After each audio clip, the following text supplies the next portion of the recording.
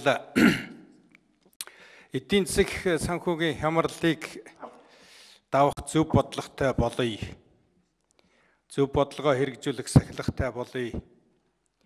Олон улс хамтын нийгэмлэг тасныг итгэл төрүүлэе гэдэг үүднээс валютын сангийн хөтөлбөрт орж байгааг бол би дэмжиж байна. Энэ үүднээс төсвийн тодтголын саналыг сайжруулан баталж өгөх нь зүйтэй юм гэсэн саналтай байна. Төсвийн тодтголыг нэг үрчлэн үзсээ. Зардлын статья ангилал нэг үрээр нь судалж өөрийн хэмжээнд бас дүгнэлт гаргасан. За тийм учраас би нэг хэдхэн асуултанд хариулт авмаар байна. Нэгдүгээрт ерөнхий сайдаас би асуултанд хариулт авмаар байна. Төсвийн тодтголыг батлахдаа төсвийн үр ашигын үзүүлэлт, төсвийн тэнцлийг сайжруулах зарчмаар ажиллавал хүлээж авах уу? Төсвийн тодтголыг боловсруулсан зарчим 4 зүйлээр тодорхойлсон байгаа л да. Төсвийн нэгдмэл төсвөтэй болъё, төсвийн сахилгаа сайжруулъя, орлогын байнгын нөөц их усвартай болъё, зарлагынхаа үр ашгийг сайжруулъя гэсэн зорилт дэвшүүлсэн. Би зөвшөөрч байна, дэмжиж байна. Гэхдээ энэ дотор төсвийн үр ашгийг сайжруулах байгаа юм. За тийм учраас төсвийн үр ашгийн үзүүлэлтийг сайжруулах чиглэлээр ажиллавал болох уу, болохгүй юу? Эсвэл олон улсын валютын санаанд зөвшөөрж байгаа юм чинь оруулж исэн төслөөр нь батлаад өгчөө гэж асуудал хандах уу? За алийн ч одоо би хүлээж авахд бэлэн байна. Ингүүл бидний ажиллах чиглэлийг тодорхой болно гэж үзэж байгаамаа. Нэгдүгээр асуулт энэ. Хоёрдугаар асуулт. Сангийн сайдаас би өөр биечлэн асууж байна. Энийг бол нилээд хэлцүүлгийн явцад бол салахгүй асууна гэж бодож байгаа асуулт бол төсвийн тодтгол дотор байгаа олон улсын байгууллагуудын төсөл хөтөлбөрөөс орон нутгийн хөгжлийн санд өгөх дэмжлэг буюу төсвийн төслийн 5 дугаар хавсралтын дотор Сүхбаатар аймагт 36.7 сая төгрөгийн дэмжлэг үзүүлнэ гэжээ. Энэ нь аймагуудын дундаж үзүүлэлтээс 10 дахин бага. Өмнө Говь аймгийн хуваарлагдсан хөрөнгөнөөс 300 дахин бага үзүүлэлт байна. Энийг ахин хянаж үзэж аймагуудын дундаж төвшөнд хүргэх арга хэмжээг авч үзнэ үү? Тэгэхгүй бол энэ бодлогыг би ойлгохгүй нэ. 2 дугаар асуулт энэ шүү. Цог засаг сайдаас би зүгээр жишээ болгож асууж байгаа юм. Улсын төсвийн хөрөнгө оруулалт 260 тэрбум төгрөгөөр нэмэгдсэн байна. Гарцаагүй шаардлага байхыг би үгүйсгэхгүй. Гэхдээ энэ дотор бас наривчилж авч үзэх хэрэгтэй. Асуудал байх шиг байна. Төсвийн одоо төсөл дотор бичсэн байна. Өмнөх онд хийсэн ажлынхаа санхүүжилтийг аваагүй одоо энэ хөрөнгийг төсөв тусгалаа гэж. Тэгэхээр цог цэцэг сайдын салбарт байгаа төлөнгийн төвийн барилга дээр 28 тэрбум төгрөгийн хөрөнгө оруулалттай объектанд 500 сая төгрөгийг төсвөлөхөөр тавьжээ. Энэ нь нөгөө төсвийн бодлого дотор байж байгаа өмнөх онд хийгээд санхүүжилтаа авч чадаагүй байгаа одоо гүйцэтгэгч нарын саналыг барагдуулах хэмжээний хөрөнгө туссан уу? Би зөвхөн нэг объектор жишээ авчихсан шүү. Надад байгаа мэдээлэлээр төлөнгийн төвийн барилга дээр бараг 3 орчим тэрбум төгрөгийн дутуу санхүүжилт ажиллаа хийцэн авч чадаагүй, цааш нь ажиллаа явуулж чадахгүй байгаа ийм жишээ байна. За энийг би одоо нэг жишээгээр хэлж байгаа. Энийг хэлцүүлгийн явцад бол дахиж наривчилж авч үзнэ. 4-р асуулт. Сангийн сайдаас асуулт. Улаан гишүүнд 1 минут өгье.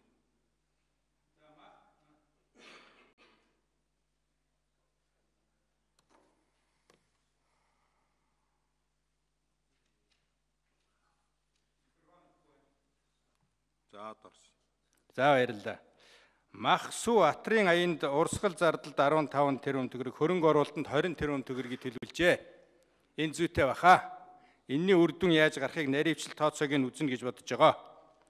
Гэтэл урд нь Атрын 3 дугаар аяныг хэрэгжүүлэх явцад тариалан эрхлэлтийг дэмжих сангаас 30 тэрбум төгрөгийн дэмжлэг үзүүлж зарлага гаргаад эргээд үр дүнгийн тооцоогүй өөрчлөл үүссэн ийм дүгнэлтийг үндэсний аудитын газар жил дараалан гаргаж байгаа.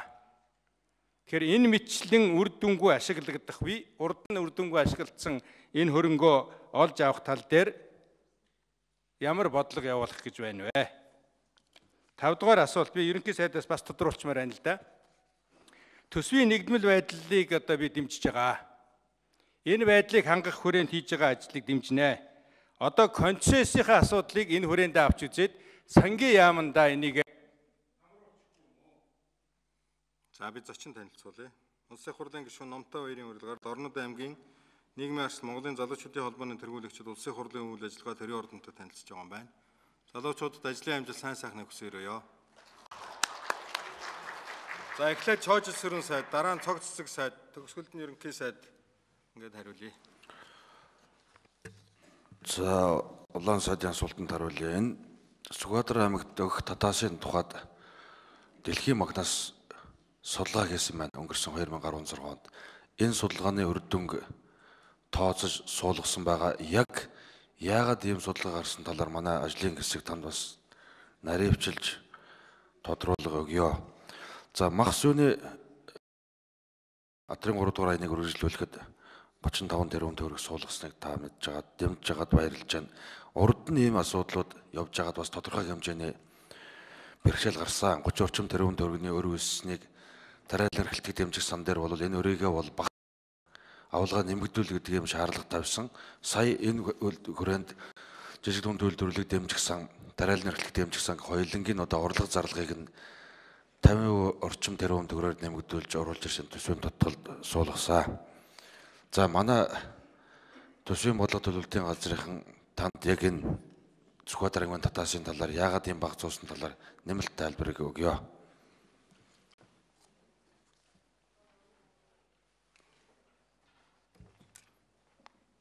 Дараа нь ажлын хэсэг. Ажлын хэсэг. За 2 дугаар андрийн микрофоныг өгье. Шинэ асуултанд хариулъя. Энэ Дэлхийн банкны төслөөр энэ доктортой амжиргаа 3 гэж ингээд төсөл хэрэгжээд эхэлж байгаа. Энэ өнгөрсөн онд энэ төслөөс энэ Дэлхийн банкнаас хөндлөнгийн бие даасан ингээд ийм 2 ингээд зөвлөх компаниг ингээд сонгож шалгаруулад нийт сумдад ингээд үнэлгээ хийх ийм байдлаар ажилласан. Энэ бол орон нутгийн хөгжлийн сангийн гол зарцуулалтын хэрэгжилтээр тэгээд нийт сумдад 3 багц хуваагаад 330 сумд очиж үнэлгээ 1-2 сарын хугацаатай 16 онд бол ингэж хийсэн байгаа.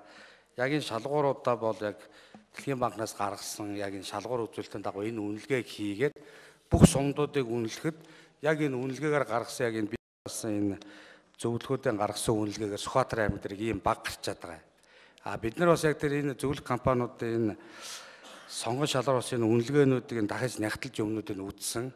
Яг газар дээр нь ажиллаад яг тэр өнгөрсөн 16, 15, 14 онуудад орон нутгийн хөгжлийн сангаар хэрэгжүүлж ирсэн юм яг хууль дүрм журмын дагуу хэрэгжүүлж ирсэн, иргэдийн оролцоог хангаж ирсэн гэдэг энэ нийт шалгуур үзүүлэлтийн байдлаар нь үнэлэхдээ юм Сүхбаатар аймаг дээр ийм байдалтай гарчаад байгаа. Ингээд нэгэн Дэлхийн банкнаас зарласан яг энэ хараат ус энэ зөвлөхүүдийн шалгууруулсан энэ үнэлгээг бол одоо буцааж бол бид нар бол засаж залруулах юм ямарч боломжгүй. Одоо энэ доктортой амжиргааны 3 энэ хавсралтан дээр заасан нийт энэ 7 гаруй тэрбум төгрөгийг энэ онд ингээд тодтол батлсны дараа ингээд сумдуудад бол хуваарлана. Энэ оны сүүлээр энд төслөөс Дэлхийн банкнаас дахиад бүх сумдууд дээр үнэлгээ хийгдэг. Энэ бүх үнэлгээнүүдийг хийгдээд дахиад эх хонд хуваарлагдах мөнгнүүдийг дахиад хуваарлах ийм байдлаар ингэж ажиллах. Тэгэхээр жил болгон Дэлхийн банкнаас энэ өгж байгаа мөнгөн дээрээ зарцуулалт болон хэрэгжүүлэлтээр нь хяналт тавьж үнэлгээ өгж ажиллах ийм байдалтай гоч жил болгон аймагуудын хамаарх сумдын тоо яг сумдад өгөх мөнгөний тоонууд яг тэр хараат ус байдлаар ингэж үнэлэгдээд ингэж явагдах юм аа. 82 дугаар микрофон байна уу? Цогцог сайдын өмнөх 82 дугаар микрофон. За сайн байцгаана уу та бүгдийнхаа өдрийн амгалан гэрээ. За улаан гишүүний асуултанд хариулъя. Ер нь бол бид төсөл хөтөлбөрийг зогсоочихгүй тулд олон талын арга хэмжээг авч байгаа. Тэр утгаараа 500 сая төгрөг бол тавигдаж өгсөн байгаа. Гэхдээ биднэрт хамгийн сайшаалтай юм нь юу вэ гэхээр зэрэг Кувейтийн сангийн 8 сая доллар сая хамгийн сүүлд Кувейтээс зөвшөөрөгдөд төлөнгийн төв дээр тавигдаад түрээд ирсэн байгаа. Тэгэхээр зэрэг энэ төсөл хөтөлбөр маань эрчимтэй явагдаад энэ 2017 онд бид нэр 17 оны эцсээрээ гэхэд энэ төлөнхийн төвийнхаа барилгыг ашиглалтанд өгчнө гэж байгаа. За нийт төсөв төртгөн нь бол 26 тэрбум байгаа. Тэрнээс бид 4.7 тэрбумыг бол төлсөн байгаа. Тийм учраас энэ төсөв төртгтэй ажлуудыг бол бид бүрэн санхүүжүүлж боломж бол байгаа. Гагцгүй бид бас хариуцлагатай ажиллах ёстой. Өнөөдрийн гүйцэтгэл нь ямархуу төвшөнд явж байгаа юм бэ гэдэг дээр барилгын хөгжлийн төв, эрүүл мэндийн яам гарсан гүйцэтгэлийнх нь биелэлтийг шалгаж байгаа. Энэний үр дүнд бид нар тодорхой хэмжээний санхүүжилт ирэхэд энэ 8 сая долларын санхүүжилтээс өгөөд ингээд явах боломжтой байгаа гэдгийг хэлхийг хүсэж байна. Баярлалаа. За, ерөнхий сайд.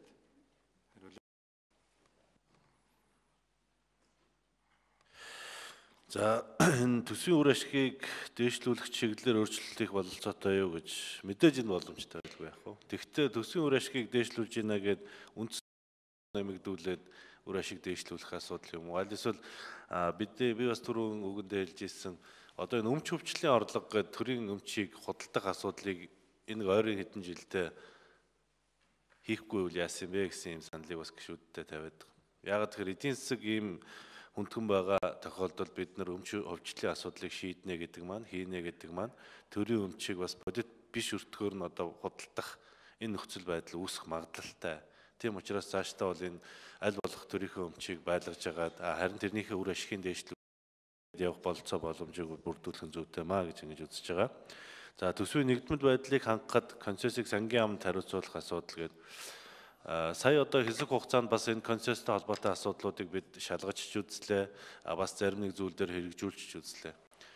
Тэгэхээр яаж яах вэ гэхээр нэг одоо бол сангийн засгийн газрын баримталж байгаа бодлого юу гэхээр тухайн салбар дээр ямар салбар дээр концесс зарлах гэж байгаа тэр яам нь эхлээд тэр концесс зарлах объектын одоо ажлыг эхлээд тодорхойлно. Дараа нь сангийн яамнаас зөвшөөрөл авна. Тэгээ хөгжлийн бодлогын газар дээр ирээд хөгжлийн бодлогын газар засгийн газрын хуралдаанд танилцуулж шийдвэрээ гаргуулж байгаа.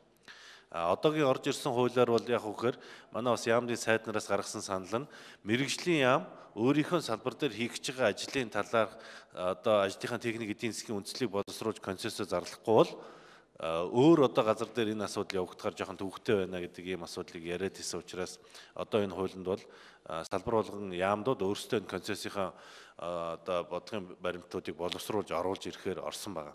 Нэгдмэл байдлаа хангана гэдгээр сангийн яам дээр очино гэдэг маань дахиад нөгөө энэ зөрчил бас үүсэх магадлалтай. Төсвийн хувьд бол ирээдүйн одоо төлөвлөлт болоод хөгжилтийн хувьд бол ерөөсөө сангийн яамны зөвшөөрлгүйгээр ямар ч концессийн төсөл бол